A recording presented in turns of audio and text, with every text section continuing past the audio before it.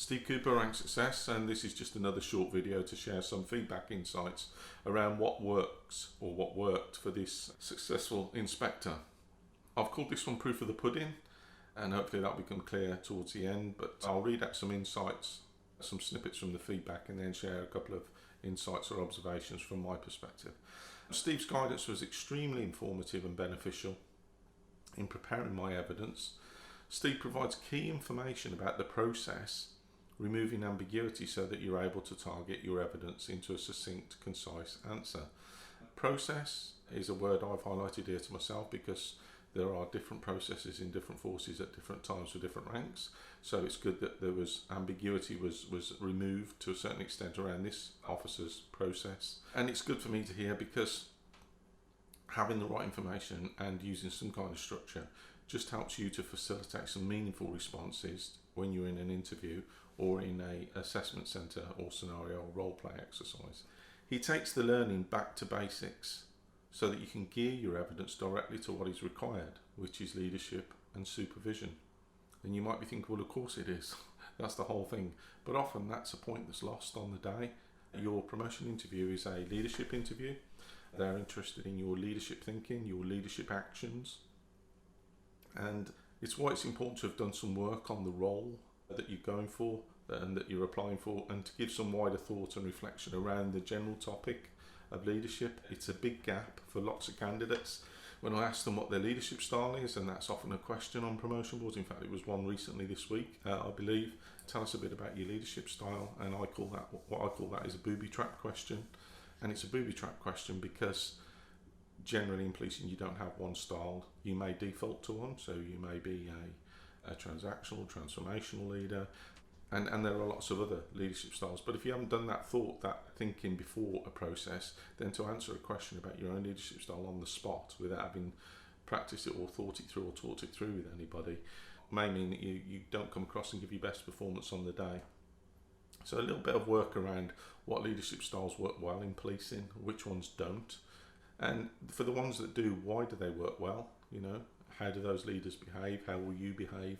So it's just kind of owning that process.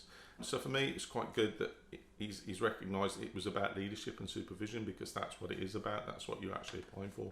The YouTube videos, this is one of them, you're listening to them, are very good. And the links between Daniel Goleman's work to the College of Policing's ethical leadership has been really enlightening, amongst other things. So that's the video that I've done separately to this, which is on the CVF competency, We're Emotionally Aware.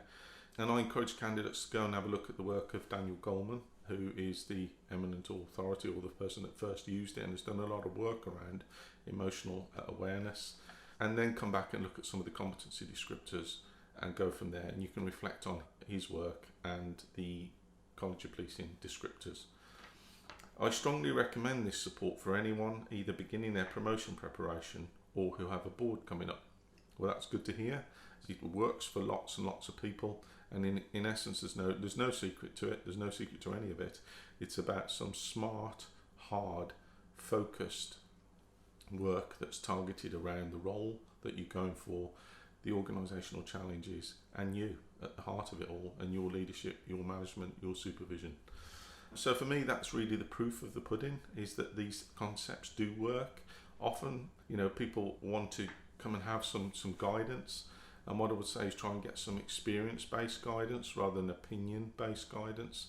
They can both be valuable, but preparing hard, preparing smart is an essential element and component of being successful.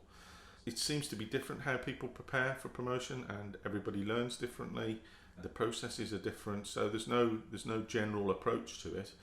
But for me, the proof of the pudding is, will successful individuals recommend this approach? And it's a really interesting point for me. In this case, it's a proof of the pudding, it's worked. Another interesting point for me really is that people sometimes won't recommend this support. They won't recommend the resources available because at the end of the day, it's a competition, and there's more competition in this year, 2021, as a result of all the people that passed their Sergeants and Inspectors Board last year. So this kind of work, this kind of approach becomes even more important. And I've said that on every video I do this year, I will be offering a 20% discount off any of my digital toolkits for Sergeant Inspector or Chief Inspector. So RS Guides 20 will get you 20% off. I'll continue to do some more of these insight videos because I'm learning from them, and I've had some feedback to say people have enjoyed listening to how other people approach their boards and what worked for them. So I'll keep doing them until someone tells me stop. Okay, thank you.